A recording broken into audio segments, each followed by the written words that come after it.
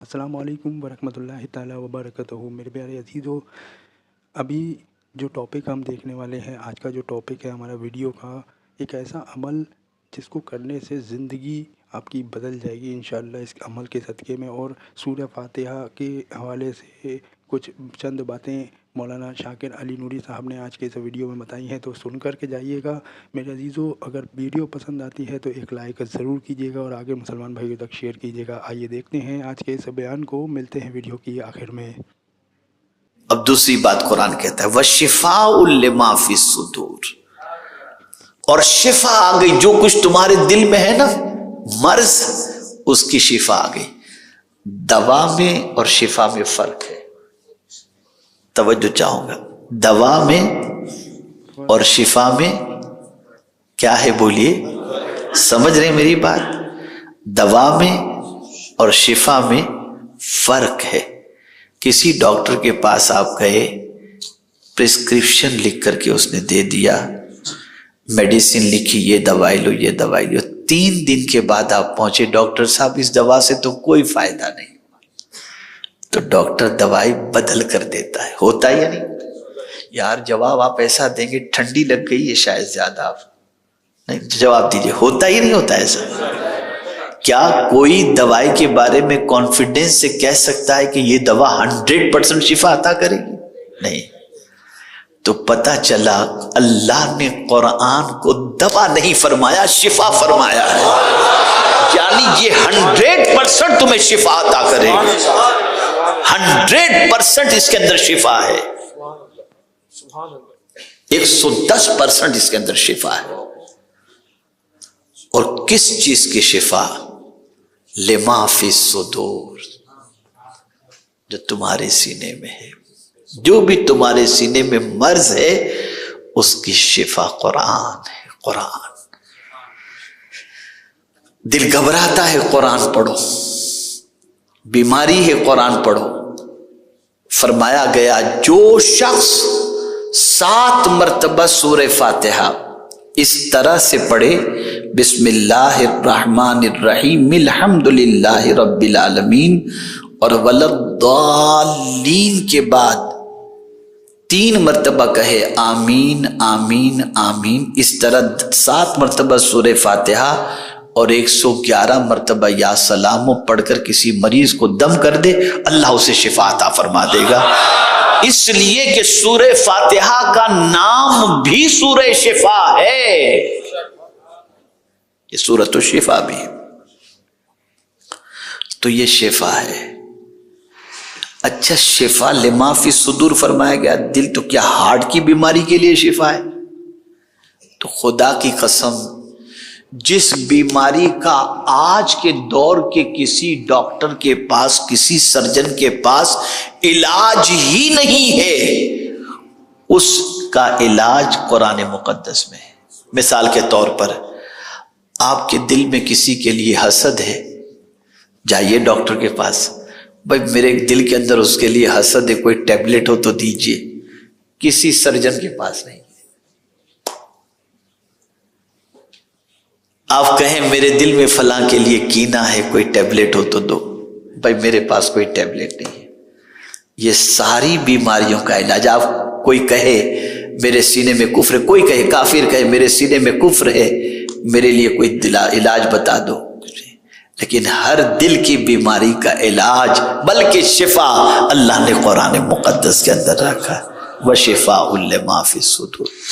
پھر آگے فرمایا وَہُدًى، اور ہدایت ہے، یہ راستہ دکھانے والی کتاب ہے، یہ راستہ دکھانے والی۔ بہت ساری کتابیں راستہ دکھاتی ہیں، لیکن سب سے سیدھا راستہ دکھانے والی کتاب قرآن ہے۔ ان ھذا القرآن یہدی للتی ہی اقوم، بے شک سب سے سیدھا راستہ دکھانے والی کتاب قرآن مقدس ہے، سب سے۔ اسی لیے حضرت عبداللہ ابن عباس رضی اللہ تعالیٰ عنہما فرماتے ہیں میرے اونٹ کی رسی بھی گم جائے تو میں اسے قرآن سے تلاش کر لیتا ہوں۔ اور پھر رحمت فرمایا، کیا کہنے، ہم تو ہر چیز میں رحمت ہی رحمت ہم کو اللہ نے عطا فرمائی. رسول ملے تو رحمت للعالمین. ہمارا رب رحمان الرحیم، اور قرآن کو بھی اللہ نے رحمت بنا کر کے ہمیں عطا فرمایا. اتنی رحمت والا، رحمت کو پانے والا انسان آج زحمت میں کیوں ہے؟ اس رحمت سے اپنے رشتے کو مضبوط کرو، قرآن سے رشتہ مضبوط کرو، صاحب قرآن سے رشتہ مضبوط کرو، قرآن سے رشتہ مضبوط کرو. اب ایک بات عرض کرتا ہوں، اس کے بعد گفتگو کو ختم کرتا ہوں، اور یہ بات زندگی پر یاد رکھیے گا. میں پڑھ رہا تھا فقیہ ابو اللیث سمرقندی رحمۃ اللہ تعالی علیہ کا ایک قول. یہ کون ہے فقیہ ابو اللیث سمرقندی رحمۃ اللہ تعالی علیہ؟ یہ تقریباً 350 پونے 400 ہجری کے بزرگ ہیں، یعنی کم و بیش 1150 سال پہلے کے بزرگ، 1100 سال پہلے. فخر الاحناف ان کو کہا جاتا ہے. اتنے عظیم بزرگ جس کی کوئی انتہا نہیں. اب وہ فرماتے ہیں کہ میں نے ایک حکیم کا قول پڑھا. اب وہ حکیم کا قول نقل فرماتے ہیں کہ ایک حکیم نے لکھا تھا کہ عقل مند کی 3 نشانیاں ہیں. کتنی نشانیاں ہیں؟ بولیے. عقل مند کی کتنی نشانیاں ہیں؟ 3 نشانیاں ہیں.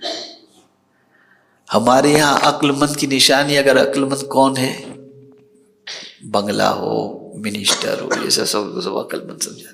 لیکن کتنی پیاری بات، حکیم کی بات وہ فقیہ ابو اللیث سمرقندی رحمت اللہ تعالی علیہ جیسی شخصیت کہے تو پھر کتنی بڑی بات.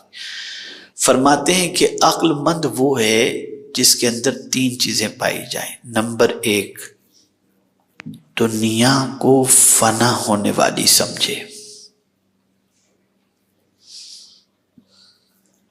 اس دنیا کو جو یہ سمجھے کہ یہ فنا ہو جانے والی ہے، ہمیشہ رہنے والی نہیں ہے، وہ بندہ عقل مند ہے. اس لیے کہ ظاہر سی بات ہے کہ فنا ہو جانے والی چیز کی محبت دل میں نہیں ہوتی. اور اب آگے بڑھ کر ہم لوگ کتنے بے وقوف ہیں، خواجہ صاحب کتنے عقل مند تھے. اس کو تھوڑا سا سمجھا دوں. آپ یوں سمجھیں کہ ہم فنا ہو جانے والی چیز سے تو محبت کرتے ہیں، باقی رہنے والے رب سے محبت نہیں کرتے. رب ہمیشہ باقی رہنے والا ہے، ہمیشہ سے ہے اور ہمیشہ رہے گا. اپنے دل میں جھانک کر دیکھ لیں کہ رب کی کتنی محبت ہے اور دنیا کی کتنی محبت ہے. تو عقل مند وہ ہے جو دنیا کو فنا ہونے والی سمجھتا ہے. دوسری بات انہوں نے فرمائی، ارشاد فرماتے ہیں کہ وہ موت کو یقینی سمجھتا ہے کہ کبھی بھی موت آ سکتی ہے، ڈیفینیٹ سمجھتا ہے، آ کر کے ہی رہے گی. اب وہ لوگ جو رات کو نیند نہیں آتی تو ایئر فون یا ایئرپورٹ لگا کر گانے سنتے سنتے سنتے آنکھ لگ جاتی ہے. اب میں آپ سے پوچھنا چاہتا ہوں، اگر اسی حال میں موت واقع ہو گئی تو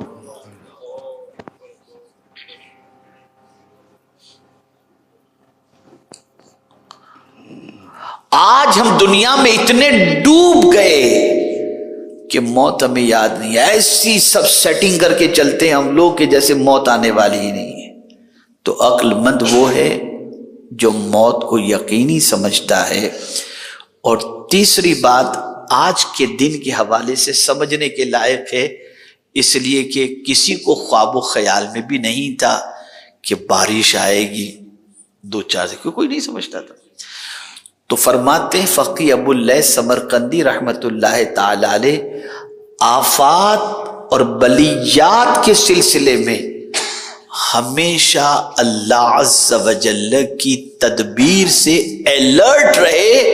اسے نہیں معلوم ہمارے ساتھ آنے والے لمحے میں کیا ہونے والا ہے.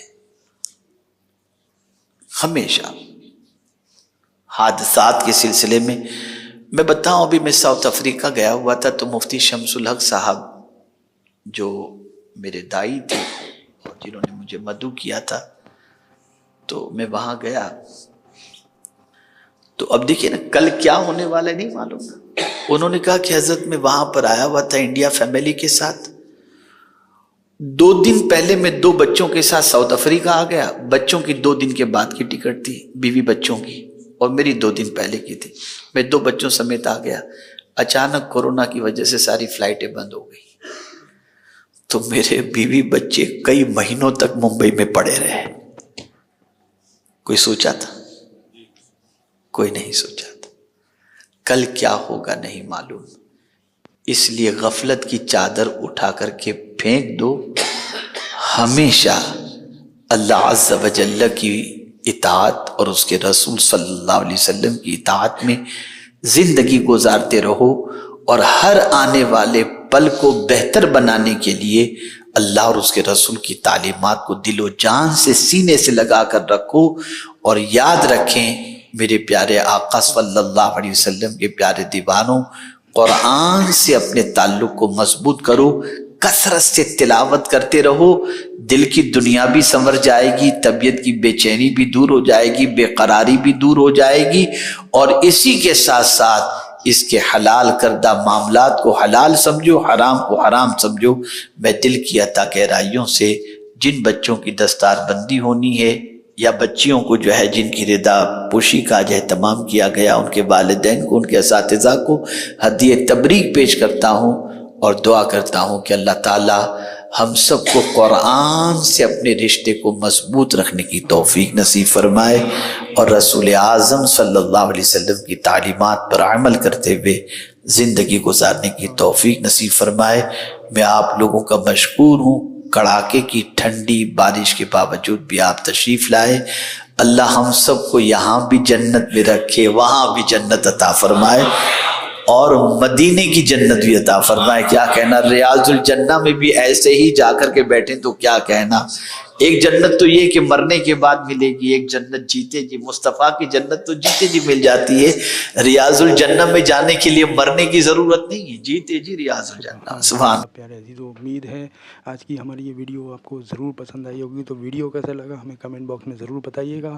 ہم ملتے ہیں آپ سے اگلی ویڈیو میں, تب تک کے لیے السلام علیکم ورحمۃ اللہ تعالیٰ وبرکاتہ.